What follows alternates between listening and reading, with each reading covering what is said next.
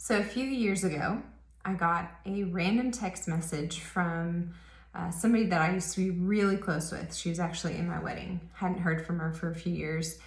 And I woke up to this text that just basically said, Emily, what you just shared on social media was dangerous and it was not true.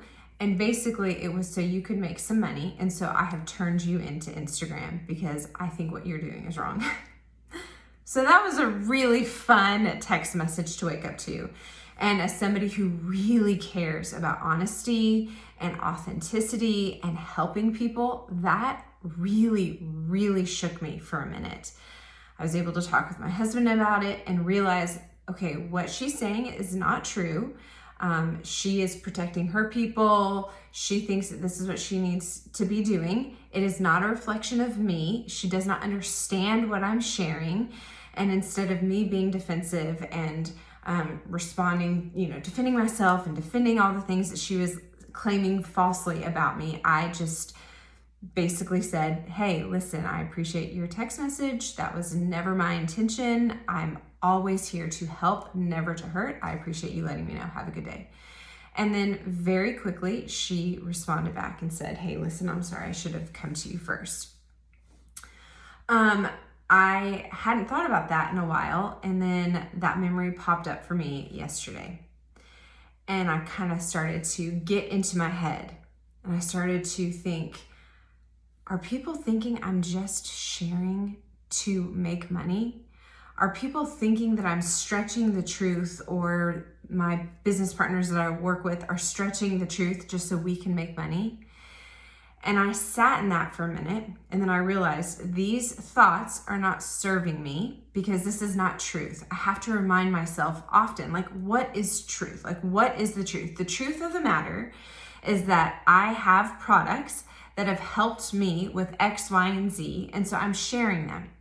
Then I have friends who have gotten on these products and they've helped them with X, Y, and Z. They would not have known about it had we not shared.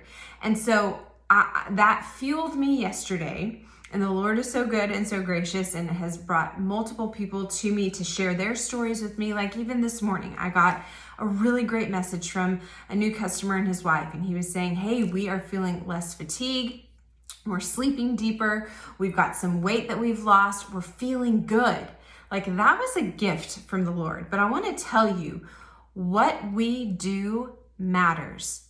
So I encourage you to not get in your head, to not let those voices of people who maybe just are not seeing, maybe you're not communicating well, or maybe they're hearing wrong, or maybe they just aren't, they don't know. Maybe they don't understand that, yes, our products do have clinical studies that show that this probiotic helps with anxiety. That is okay for us to share. And so maybe they just don't know that. Maybe they don't have that education in the naturopath type of world. That's okay. That's not your thing that you need to go solve problems for. But I want you to know that what we do matters. This morning, I told my husband the same thing, because he was with me yesterday when I was kind of going through this, oh gosh, do people think this? I don't want people to think this about me or about my team. And so this morning I got off the phone with a beautiful lady and I looked at my husband and I said, what I do matters. This lady is somebody that I met 13 years ago, one weekend. Somehow we became friends on Facebook, and so we've sort of stayed in touch a tiny bit. But she's not somebody that I am really close with, not somebody that I have a phone number of where I would just call her and just check in on her. But she has shown interest in Plexus. We got on the phone today because I was helping her get her products ordered so they could help her with some of the things that she's dealing with her health.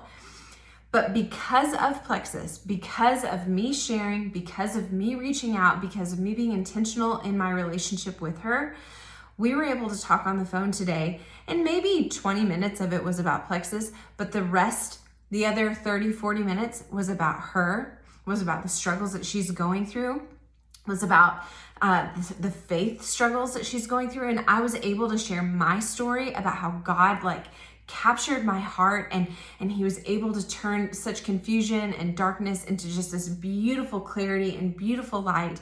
I wouldn't have been able to share that with her. And like that gave her hope, and that like rebuilt belief in me about how good God is. And that came from a phone call about supplements that help with a myriad of things. And we would not have had that conversation. She is sitting in a home with no friends. She feels so lonely and has so many things going on right now that conversation gave her life. And that wouldn't have happened if we wouldn't have had this beautiful opportunity of Plexus. And so what I want you to know is that what you are doing matters. When you make it about other people, when you see other people, when you're serving other people, when you're hearing other people, when you are loving people, what you do matters. So though there may be some people who might turn you into Instagram, who may have been really good friends of yours, don't worry about that. What you are doing matters.